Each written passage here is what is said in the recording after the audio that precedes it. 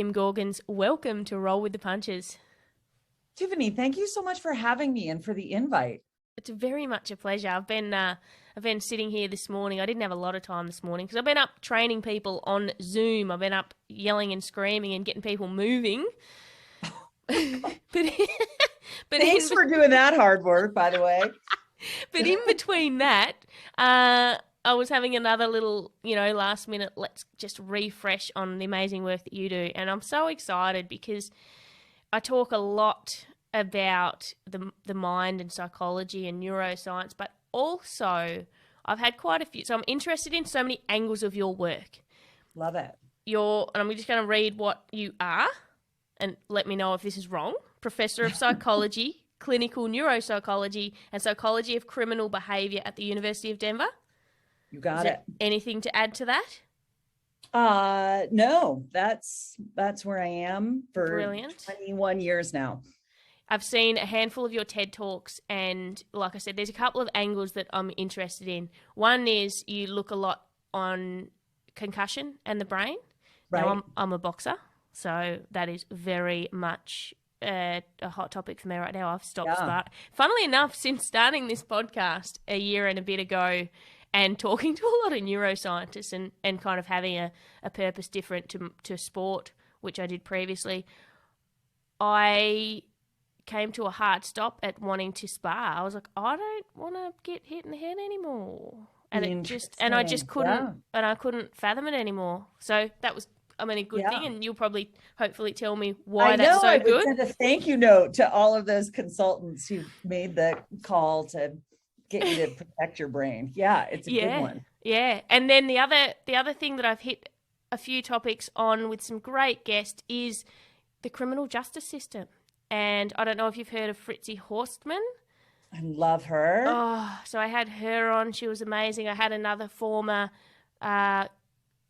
what do you call it? Former criminal, I guess. I don't like saying that. But he had been in the criminal justice system since 10 until not that long ago. So for years and years and years and years and years, in and out, and just was really interested in the psychology and the experience of people like that. So your work is obviously amazing to me. I love that. And I love that you shared the same interests and we look at the world in the same way with a kind of curiosity about how people's brains work, how broken brains work, how to rehab a broken brain, how do you protect brains, what happens when you break a brain early in childhood, like the colleague you were mentioning. We're curious about all of the same things. So I'm really excited to get to talk. What sparked your curiosity? Well, it's so interesting because I really had two parallel paths and they didn't really intersect until really I was like well into working with a PhD. So one track was pretty traditional training in neuropsychology, and I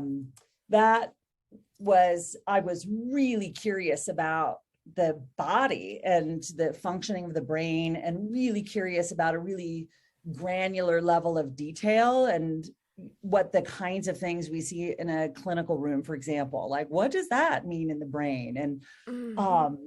And worked a lot in settings with folks who'd sustained a brain injury and for post-acute. So immediately at the time of injury, I've worked in a longer term post-injury recovery model, worked with family members, partners of people who sustain brain injuries, and along the whole continuum of severity. And then I had this other track that started in grad school in this forensic world, and had worked in a lot of criminal justice settings and worked in pretty traditional forensic neuropsychology in civil court. So with people who'd been injured at work or injured in a car accident or had a slip and fall at the grocery store. So evaluating those folks.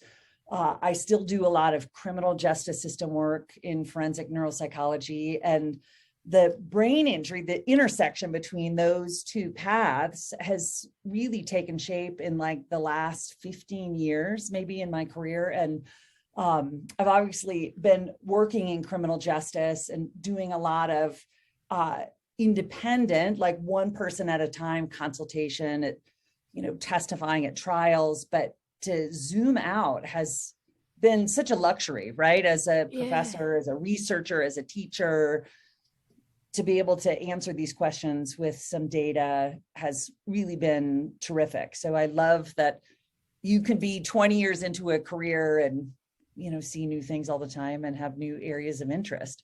Yeah. I feel like we've got so much to learn about the brain too. Right.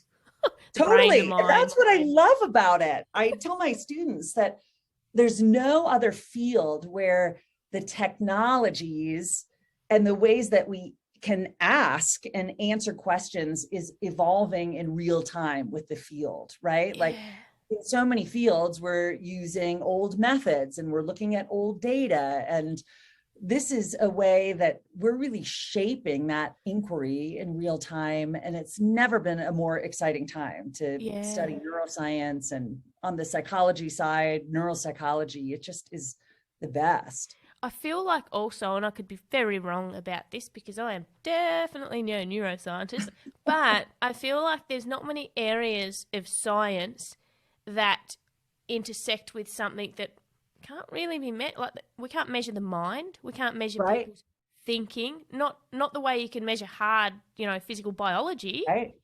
And that is intriguing. So it means that at any point we could realize we've completely got it wrong. Yeah.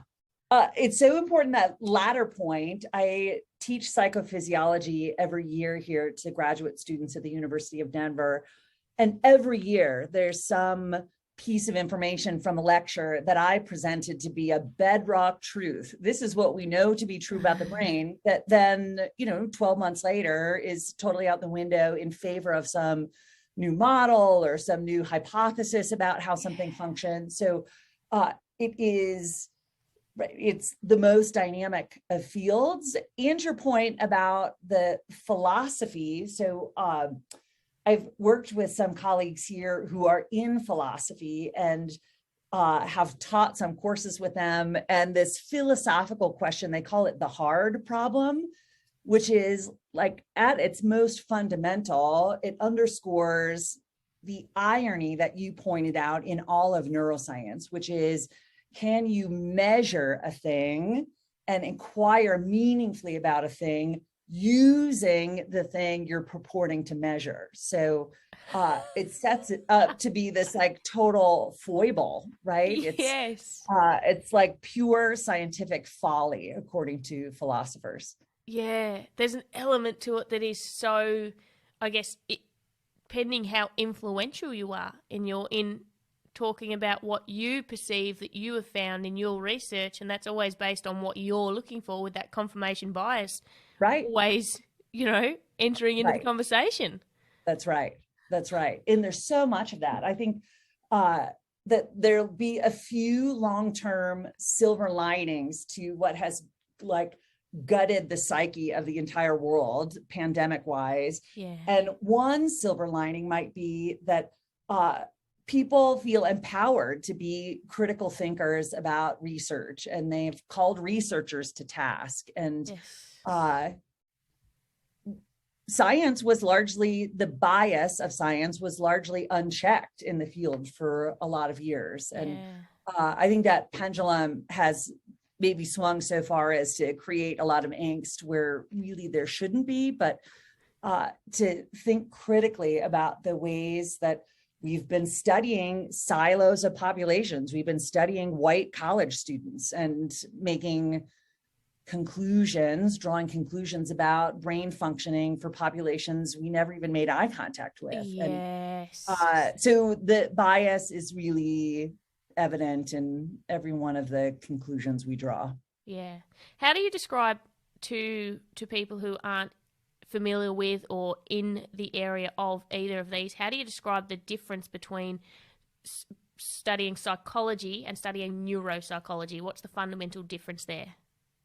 Well, I think in the way that I teach it to students is, at its most basic, psychology is the study of people. And a psychologist feels empowered to optimize the function of people and populations. And some people do that individually via therapy, and some people are doing that via policy and advocacy work. Yeah. Neuropsychology is at its most basic the study of brain behavior relationships. Yes, right. And for my students, I actually hang my professional hat under the umbrella of rehabilitation psychology, which I talk to them as being a little bit bigger umbrella even than neuropsychology. So it's about what to do with neuropsychological data and how do you use that to help someone get out of the criminal justice system and stay out, for example, or how do you help an older adult with early signs of dementing disease get the care they need and minimize the likelihood that they get exploited, or get a young person who's been injured playing soccer back into the classroom, and to help them avoid all of the bad outcomes that we know are associated with returning to class too soon. So rehabilitation psychology is just a little bit bigger a lens. And it's a way to be curious about people and to apply what we know about their brains and what we know about the plasticity of brains and what we know about good policy and what we know about disability identity, what we know about like societal barriers and the way that we create disability. It's really just such a rich way to be curious about the world. All right, I'm keen to I want to dive into it all. I can't even, I was sitting there going, I can't even pick the topic to start with. I love it. Let's dive into that, like the head trauma. So boxing, sporting injuries that, what's happening when we're getting injured, what's the process, and what are we so blindingly unaware of? Yeah, there's, on the continuum of injury severity, most injuries that we see, this statistically speaking around the world, are mild brain injuries or concussions. And those are injuries that are characterized at the time of the injury by any alteration in consciousness. And then you have this tiny little slice, maybe 15% of all injuries are moderate or severe injuries. So there are really different presentations across the spectrum. What I love about working in brain injury is that in a lot of ways, the severity at the time of injury, so the sequela or the consequence of injuries, are uncoupled from the severity of injury, which is kind of an interesting, unique phenomena. So you can have a really significant set of side effects and post-concussive sequela after a mild injury. And people with moderate and severe injuries can have really stunning recoveries nearly back to baseline. So there's kind of a really interesting way that they say in the field, if you've seen one person with a brain injury, you've seen one person with a brain injury. So it's like, there's so much that we don't even understand. But on the mild side, there's been an explosion in the study of particularly around sport concussions. And we have a lot of research coming out of our returning service personnel and veterans who've been exposed to, let's say, blast injuries, for example. So our understanding of what's at stake for mild injuries has evolved really quickly over the last, let's say, 15 or so years. There's still populations that we know, frankly, less than we need to about. So women in particular, younger women especially. But there's a really interesting world in the practice of rehab for mild brain injuries or concussions. And that is a push to always get someone back to baseline. And for reasons we don't understand, that's true for somewhere between 90 and 99% of people will get back there, but some people don't. And if we only knew what predicted your failure to return to baseline after even a mild injury, we might be able to give people tools to make better decisions about the kinds of contact sports they might want to play.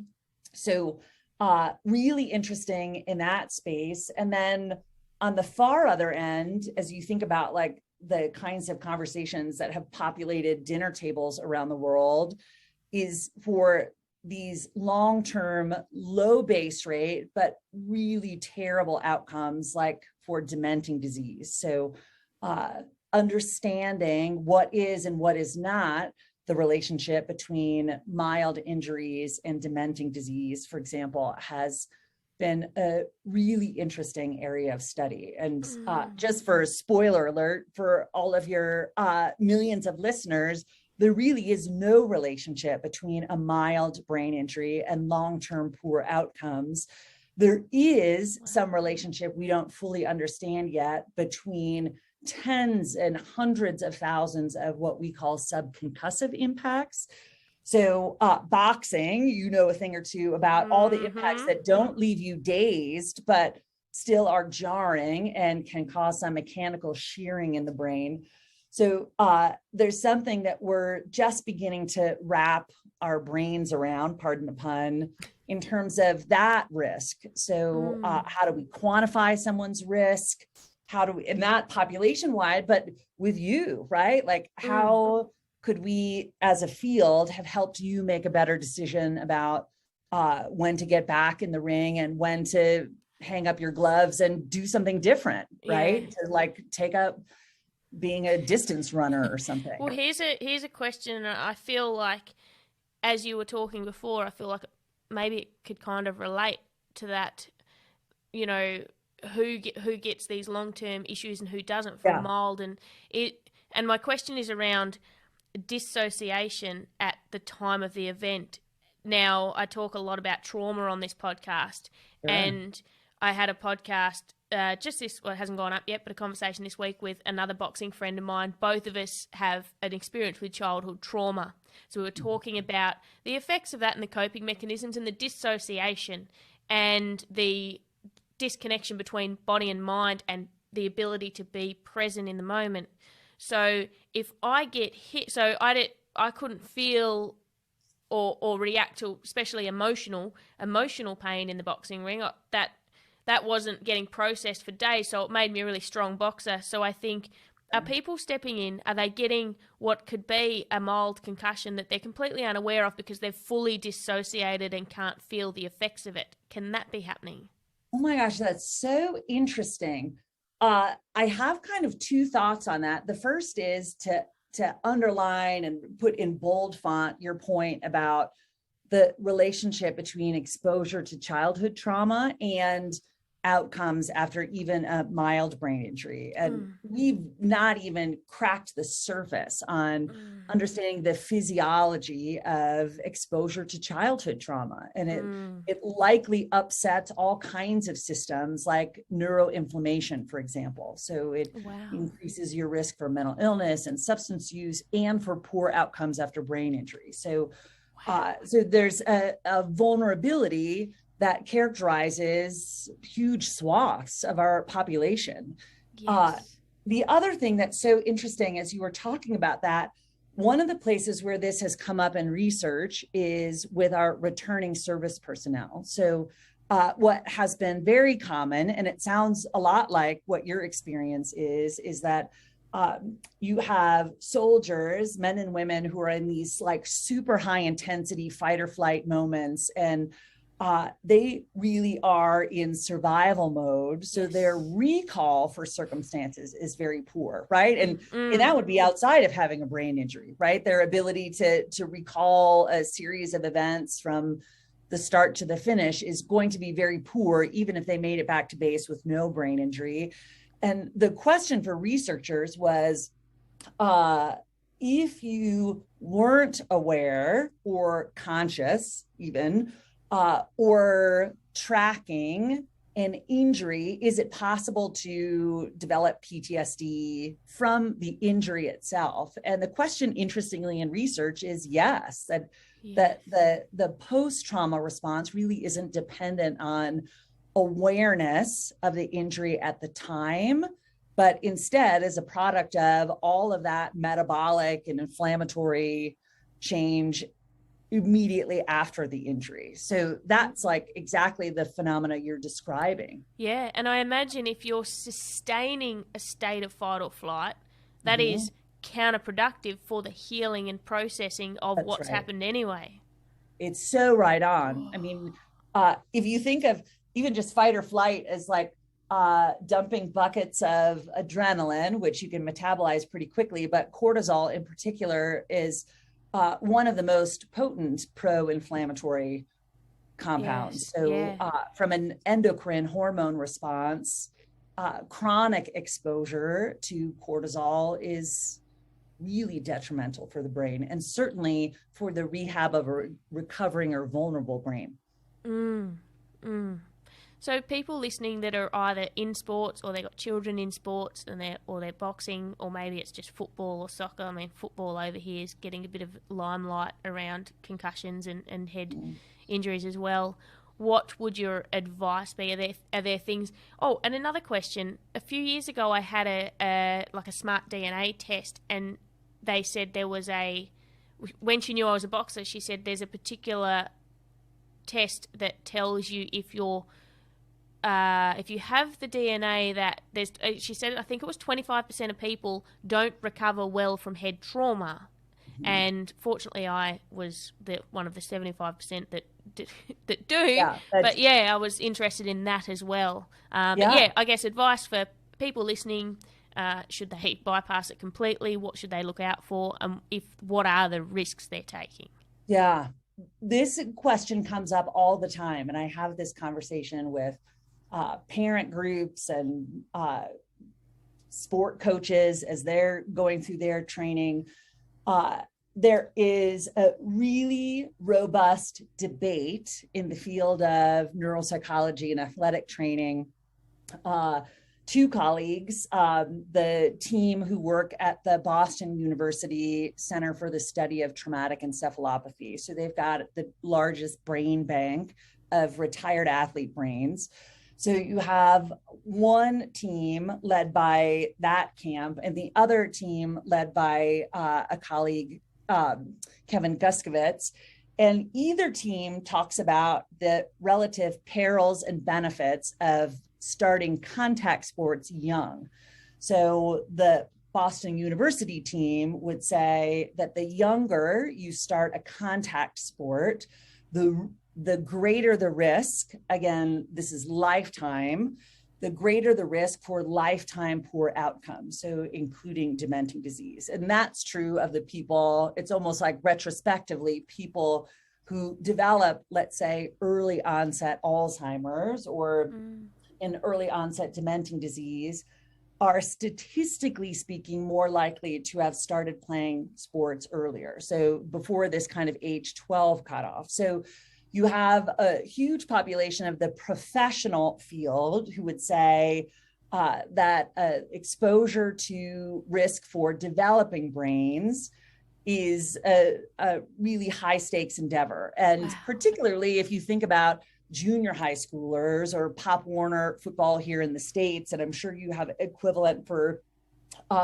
there in Australia for the kind of sandlot leagues, right? For much littler kids, that particularly as kids approach puberty, like they have this huge discrepancy in their size. Some kids have like chest hair and they're 6 feet tall. And then the kid who hasn't hit puberty yet is still 4'7" and is a slip of a person at 80 pounds. So, but those, it's kind of unique in that way, especially for junior high, where they're playing on, you know, the same field at the same time. So you don't see that same discrepancy. That size discrepancy contributes to increased rotational forces, let's say. So there's a camp that says younger kids should not play contact sports. Then there's a whole camp out there that would say the only chance we have to teach people to play sports in a safer way is to train them younger and to get them exposed to, for American football, for example, heads up play is a way to, you know, be smarter about using your head/helmet in the course of play. And it's an argument for the longevity of sport and, you know, that this really needs to start much earlier. My own bias is that there is such, and I say this as someone who, if I could find research that said that like sitting on my couch watching Netflix and eating Doritos conferred a neurological benefit, I would be the happiest person in the history of time. And I'll spend my whole career looking for it. But the research, and we're doing some of this here with my colleague Loda Granholm, the research on physical activity and brain health is like the gold standard. So there's no question that younger people need to be moving, and the more kinetic they can be, the better. They're better learners, the more movement they have in their day. So people misunderstand the question you pose to be like sports/activity or sedentary lifestyle. So right, the health risks for sedentary lifestyle are the largest base rate. The health risks for contact sports are still low base rate, low frequency in the long term. But I counsel parents and coaches to train kids in other kinds of like high kinetic activities when they're much younger, and save contact sports for at a minimum high school/college. Here's a question. In your opinion, would you, and obviously option B, you wouldn't knowingly or willingly do it, but would, if you had the choice of putting a child into a contact sport like boxing young, or putting them into, let's say, gymnastics and an environment where obviously you wouldn't know it, but they would get a lot of emotional and so that's, I mean, there's a lot of people that have developed a lot of issues from the stress and the just the emotional, I guess, the criticism and that, you know what I'm saying? Yeah, that environment. So which one would be more detrimental to the developing brain? A really relaxed atmosphere for someone that's going into physical contact, or no physical contact but a lot of emotional and mental trauma? Yeah, Tiffany, I love that question so much. And this is a little bit far afield, but I think it's exactly the answer to the question you're asking about. Like, well, what if the high octane, high kinetic cardiovascular activity kids are engaged in is toxic? And we see that in a lot of youth sport circumstances where the coaches are toxic, or worst case scenario, that we're exposing our kids to exploitation, right? Looking at you, gymnastics, right? That's the biggie. So interesting in the research on cardiovascular benefit to the brain that there is no benefit to the brain for forced exercise. And people are like, wait, what? How does my brain know if exercise is forced or not? And the only thing that is different is cortisol. So if cortisol is present, the physiological benefit, so the production of a Miracle-Gro-like compound called brain-derived neurotrophic factor, or BDNF, is suppressed. And normally that's what we produce in times of cardiovascular demand. So you can imagine if you extrapolate that to a larger population, for kids for whom participation in a sport is traumatic, stressful, is aversive because they're bullied by their peers, right? For whatever circumstance, you no longer even have the physiological payoff that might be the only reason to do that sport, right? So it's such an interesting question that we've eroded the physical benefit of sport when you introduce chronic exposure to stress. I love that. Does that apply? I'm thinking of all the people like myself here in lockdown. Does that apply to us when we aren't enjoying the exercise we're doing? Yeah. So all the people that are sitting at home right now, life's already really stressful. There's a lot of cortisol already happening. We're locked in our houses, and so if we're beating ourselves up and hauling ass through a workout that we are hating, is that worse? Are we just not getting a benefit? We're not getting a benefit. That's I've always said this about exercise. Unequivocal.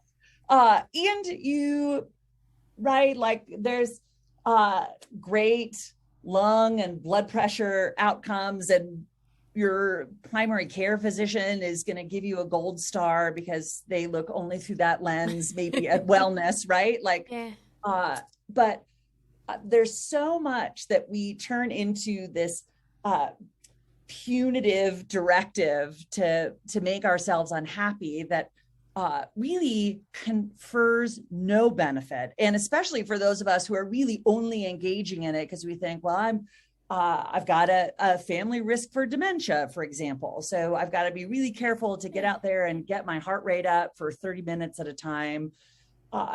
And you're so stressed out about it because you've got looming deadlines and you hate running or walking or, recumbent bicycling, whatever the case is. So we don't oftentimes, like physicians, don't have the time to really have conversations about what someone wants to do and what makes sense. How can we get your body into action? And it isn't one size fits all. Well, I love that. I love making that point, and I think that it's so important for everyone. I've always kind of said that, find something. If you don't love, I mean, you've got to be able to push yourself when you're exercising, when you're training, when you have a goal. You have to be able to push discomfort aside and do the hard thing.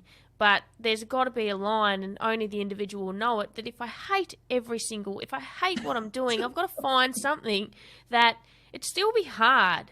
You still have to do the hard work. But if you're hating every moment of it, like I was doing workouts here, and in lockdown I went, oh, I'm not enjoying this. I enjoy it more when there's people on. So I started doing free ones and getting a bit of a group so that and then I would enjoy the process because I kind of disconnected from the doing and I was running it.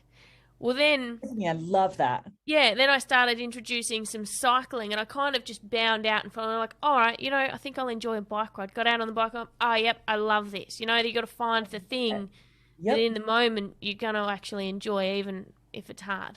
Yeah, totally love it. Oh, so good. So good. This is like the science to back that up, which says you've been right on all along, sister. Oh, boom. She loves being right. I'm going to put a little gold star up in my room.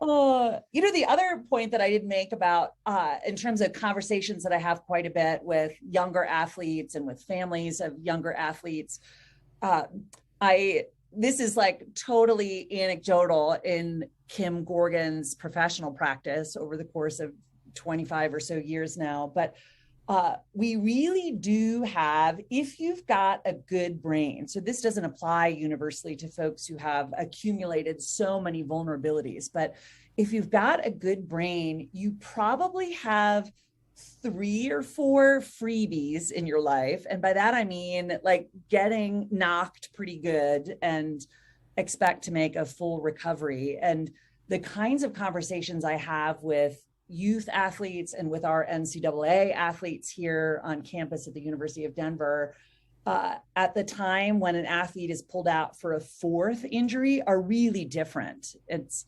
oftentimes for injury number 1 or 2, we talk about how to reduce their risk for re-injury, how to play smarter. And because statistically, their risk for a subsequent injury is much higher. But at injury 3 and 4, it's a question about, trying to give them all the information to make as informed a decision as possible, This is where science really needs to catch up and to drive this area, is that it's hard to make individual decisions about risk because there's so much we don't know about who's at risk. Yeah. The decision to transition to another sport. So in your case, for example, a decision to rock climbing thing. Yeah. Like totally brilliant. And it also fits with this, sensation seeking, Like your risk tolerance. You were never going to be happy doing, you know what I mean? Like, synchronized swimming. Right. Exactly. Although you would have totally killed it on the team side. But that's a decision after 3 or 4. Your other question was about genetic risk. So as we try to narrow in on, how do we know to a person who really should not either ever engage in contact sports, or who is most likely to have poor outcomes after even a mild injury? And there's a few hints in the psychosocial field. So for example, folks who have been exposed to childhood trauma, for example, have a higher chance of having protracted symptoms after an injury. So to have post-concussion syndrome, for example.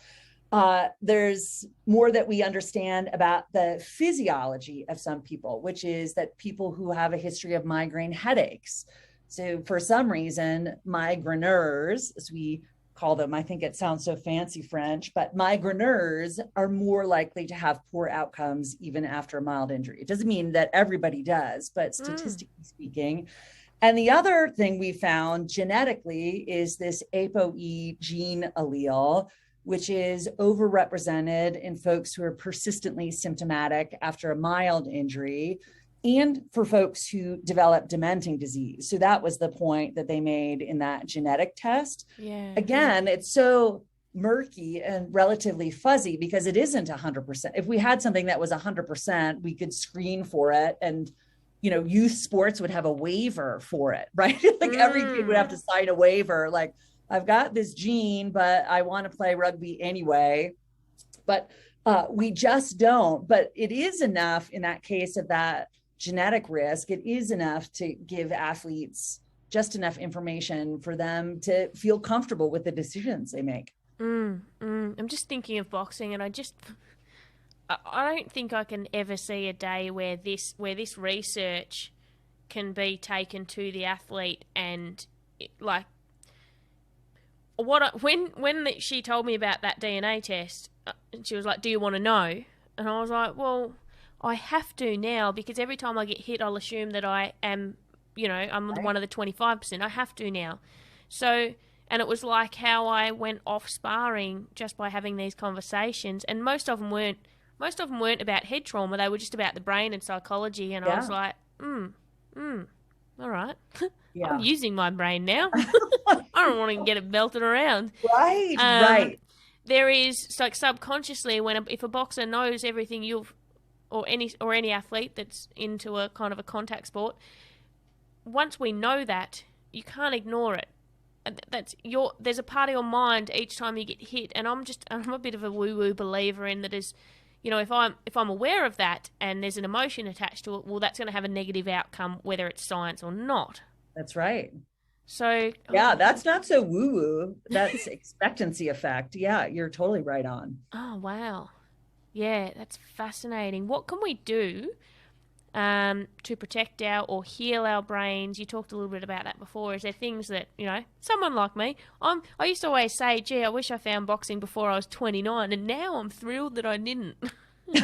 I'm finally ticking one good box here, one good box. Yeah. I didn't do it when I was 12.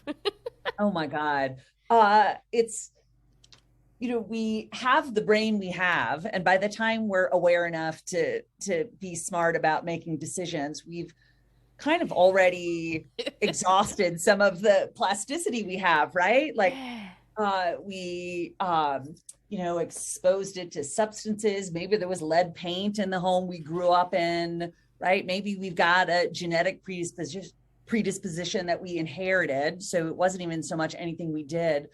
I think of the times as a teenager or late teenager, early 20s, where binge drinking on a week, on a night out, totally. And I think of that now, I'm like, oh, right, like think of all the brain cells we lost. Yeah, so many 100%. Yes.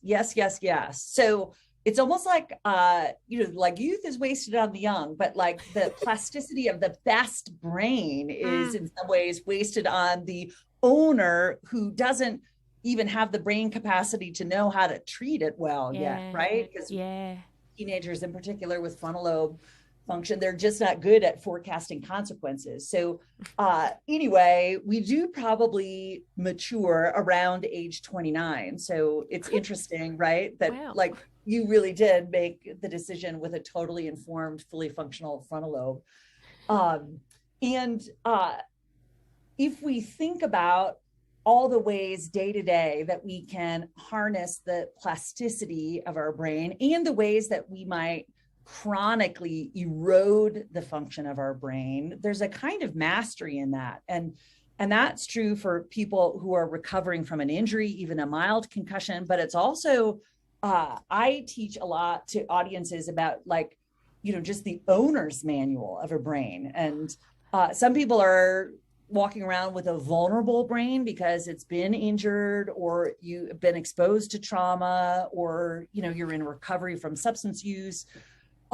Someone who's got an optimal brain, right? Like they're still going to age with that brain. So if more of neuroscience translates into like, what does the average person need to do with this? And I have a few like gold standards that I teach to everybody who will like listen to me talk about it. But the biggest one is sleep. And this is such an interesting conversation, even in the context of lockdown, right? Where you think like, oh, what could be better? Like everybody's sleep is going to be better. And what we've seen here in research is that sleep schedules are even more disrupted by lockdown. So it's not even like it's done any good for our collective health because it restored sleep.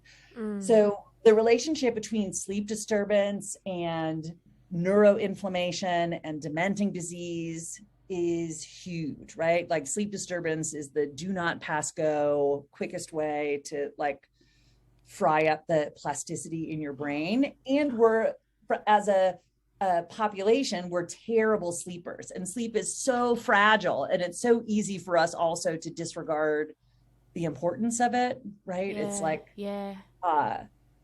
God, you hear this for like super high performing people, and Tiffany, this is you too, but wow, you sleep when you're dead, right? Like as if it's a sacrifice we're willing to make. And that's the same kind of thing with contact sports, right? Like, wouldn't it be nice if you could make an informed decision about what you're sacrificing when you're sleeping 4 hours a night for years at a time, right? Like you really are cutting years off your lifespan. Yes. So that's a biggie. It's physical movement, right? Like in animal models, it's elevated heart rate for 60 seconds at a time. So it's so accessible to everyone. I work a lot with people with disabilities. This is about getting the body you have moving. It isn't right always going to be the really traditional going out hiking, or right, maybe not everyone is going to have the fear tolerance to go rock climbing, but there's a way certainly to get your heart rate up for 60 seconds at a time. And and then it's like all the tools that psychologists use, right? It's mindfulness, it's managing chronic stress, it's all of that stuff that we're also pretty cavalier about, but all that matters. And as this is like what I love about so much of neuroscience is that the things that were woo-woo, now we're like, okay, props to the people who like withstood our snarky sneering for, generations, because they were right all along. If you look at like EEG data from people who are meditators, right? Like, oh my God, look what they can do with their brain. And I always talk about apologizing to every nutritionist I've ever worked with, where I was like rolling my eyes the whole time. And now it's like, oh, or there's an actual brain that lines our gut that probably has more to do with our recovery from injury than the one in our head, right? Like, okay, there's that too.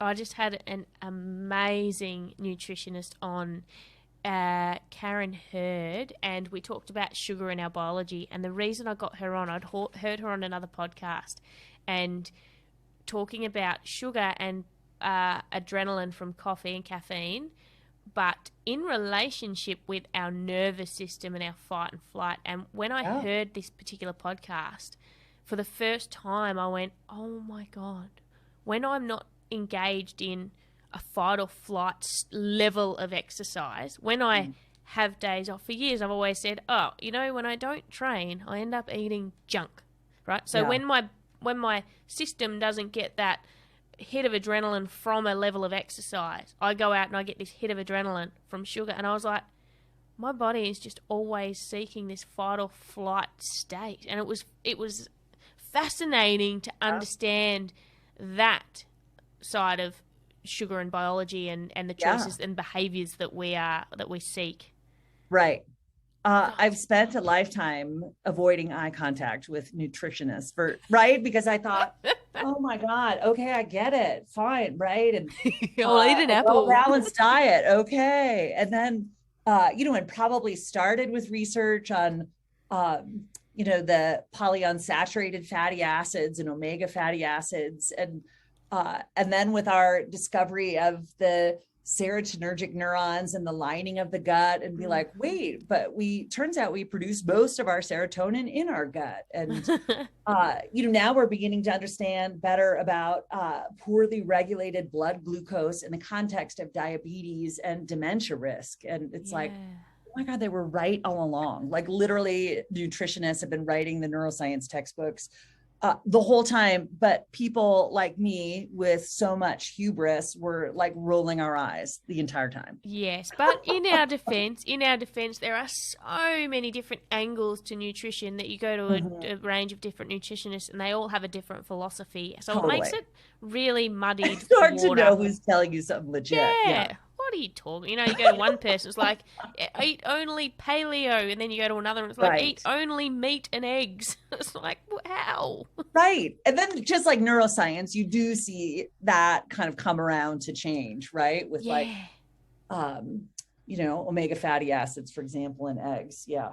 Yeah. I loved her because it just, for me, it brought a completely different plane of sight to the conversation. It wasn't just, losing weight or this or that. It was like, there's also a nervous system thing happening with the behavior, not just there's emotions, there's a story, there's trauma histories, there's all of this stuff that we take into account.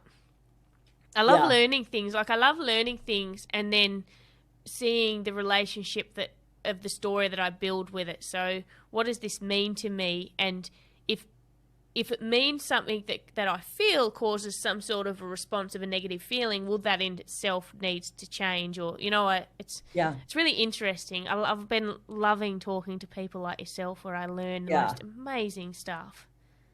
What I love most about you, and this is true, scouting through all of your previous work, is that there's a thread of curiosity that is, it's certainly what people like me who have built a career in academics really thrive on. And it really is like the antidote to whatever you feel pessimistic about, is to know that there are people driving the fields forward and you're driving the conversation forward as a product of being curious about things. Yes. Yeah, I love that.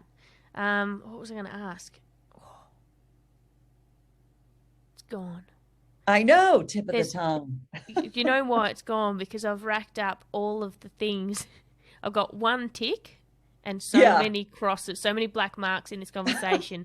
Black mark of childhood trauma, black mark of contact sport, black mark of I've always been a terrible sleeper. So there have been times where sleep is horrific and I would have to get up early in the morning, so it would wear me down, for months at a time. Big deal.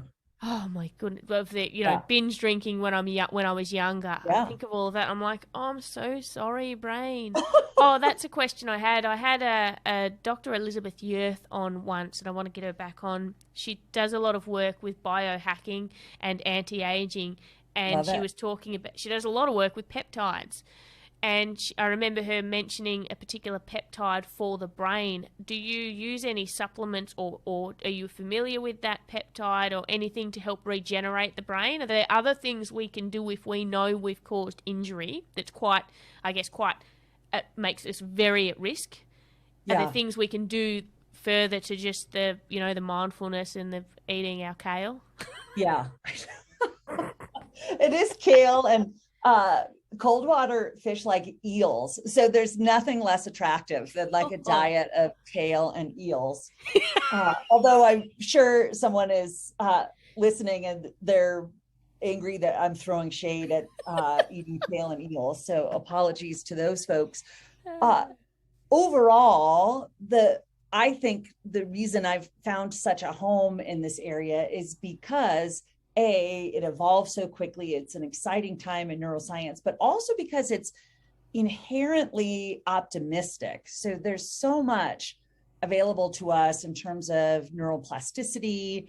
So growing new neurons, neurogenesis, growing new glial cells, gliogenesis, but also arborization or branching in the neurons that we have. And and the study of how to hack that, I think, is like the coolest thing. And when I teach psychophysiology, I'll underline and have it in like red font, like, you know, here's like your biohack for the day. Here's your assignment is to play with this. So, and I'm always asking my colleagues doing the work, like, what are you doing? And is there a tablet I can take to get myself a healthy brain? So, the answer probably is no, there's no single tablet, but there is a lot of great data on, I mentioned omega fatty acids, so omega-6 fatty acids. And there is,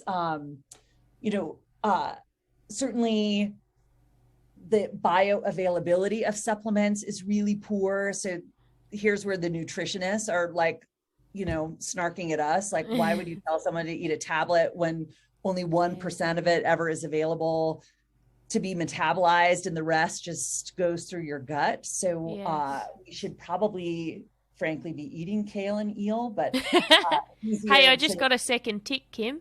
I remember the DNA test said that I absorbed omega-3 or omega from vegetables, which most people don't do very well. That's so interesting. My second tick.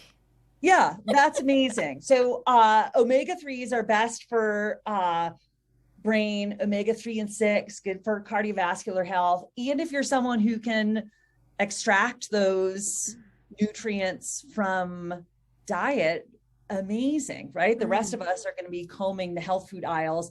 The trick with not being willing to eat as much kale and eel or other cold water fish is that, it's just not sustainable, right? If we look at the ecological cost of everybody taking 3,000 milligrams of, you know, harvested tuna every day, that's never going to work. And we end up, right, doing more damage to the environment. And there's a psychobiological cost to that too. So, looking at the ways to thread the needle.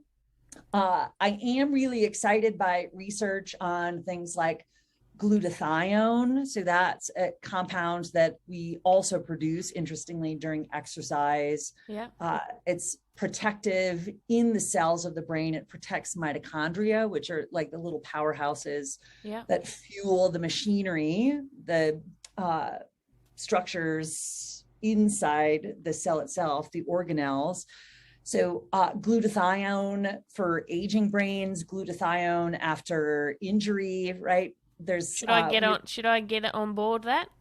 Well, here's what's interesting. We have been doing this research here on campus, and we just got a big grant from the US government to do more of this in mouse models and in human clinical trials. This is it's a hydrolyzed whey protein, which you know more about whey protein than I ever will as an elite athlete.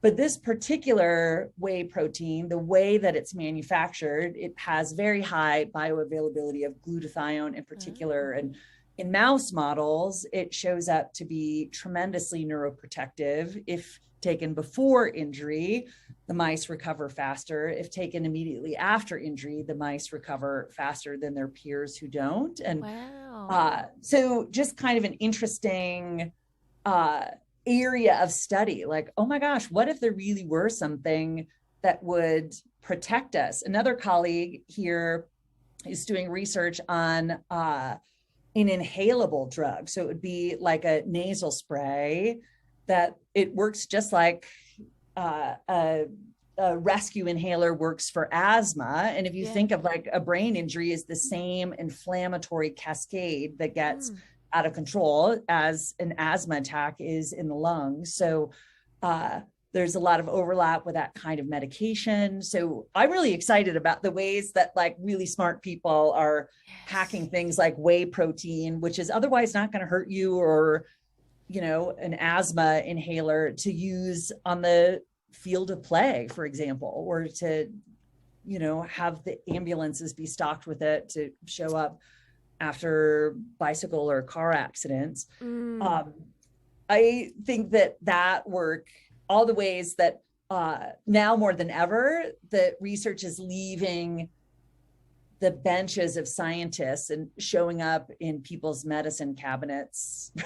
It's like so exciting. Someone somewhere is going to say like, oh, but the whole nutraceutical world is so dangerous because it's unregulated. But there's something I think that's exciting and fast-paced. And if you're making smart decisions in there and you're keeping your healthcare provider in the loop, then I love that. I can totally get on board with that. The neuropeptide, the only one, and this, I confess to not knowing the state of it in Australia, but we also are doing a lot of research with cannabinoids here as neuropeptides go. So that's just been an interesting landscape in the US as more states in the US make changes to make marijuana legal. Yeah. And legal not only for medicinal purposes, but also for recreational use. Like we're finally, that research in the last 5 or 10 years has exploded. And that's true for the whole world of psychedelics. But on the peptide side, there's a lot of promise. Yeah. I was told that running is the only exercise that creates neurogenesis. Is that right? Cardiovascular demand. It all produces neurogenesis. It's moderated by that hormone I mentioned, BDNF, so brain-derived neurotrophic factor. Yeah, that really, unlike even glutathione, there is no way to supplement BDNF. It's not a tablet we could take, but we produce it in cardiovascular demand, and it promotes neurogenesis and it restores brain volume. Right. So hypothetically, or maybe not hypothetically, maybe bloody real life, if I tend to have quite a high working heart rate, like I'm one of those heart rates that's like bad. Is that a positive thing? Is that giving me more of that particular thing? That's such a great question, and I wonder if it is if for you it means that your optimal heart rate is that much higher and would really not be tolerable for most of us, right? We're not going to be able to get into your target heart rate zone. You may have to work a lot harder than I had a max heart rate of 211, and I would spend, when I was competing 3 years ago, which I'm not working that hard now, trust me, but we'd do 2-hour boxing sessions, and the majority of them were 3-minute rounds of sparring. I could spar for an hour, 3-minute rounds, and the heart rate was sitting, at above 200 beats a minute pretty consistently in a lot of those. So bonkers, yeah. No, nobody, that would be like a surefire way to kill off all your listeners. Don't worry, it's not happening in my living room right now. Well, you've got a great heart and a great brain, so you have both those things going for you. Boom. Mate, it's been amazing speaking to you. I'm kind of hoping I can lure you back in, because I didn't even get to the criminal justice stuff, which is really a really cool conversation. I'd love it if at one point sometime in the future you'd jump back in for a conversation on that. Count on it. How can my listeners access, do you have socials, do you have a website, how can they access any of the stuff that you're doing? Yeah, that's such a great question. I have my Twitter is bubble wrap brain, and that will make sense from my 2010 TED Talk on youth sport injuries, which is actually about neurotic parenting, but I have my kid wrapped in bubble wrap as a kind of evocative mom moment. So Twitter, we've got our websites here at the University of Denver. I also have my own kimgorgens.com that I try to keep up to date with policy work and the kind of advocacy and education training all around the country. I'll just say that the Australians, true for New Zealand too, have really led the way in the criminal justice work. And we've been working with some judges in Australia. So I'd be super psyched to come back and at least it's hard to be a king in your own kingdom. So I could give them some props. I'll come all the way to Australia to tell you how great the Australians are doing this kind of really powerful intervention work in criminal justice and therapeutic jurisprudence and all the above. Amazing. Amazing. Oh, it's been so good. Thank you so much for today. Tiffany, thank you for having me. This has been amazing. I could do all day long, and to get to see you in action has been such a pleasure.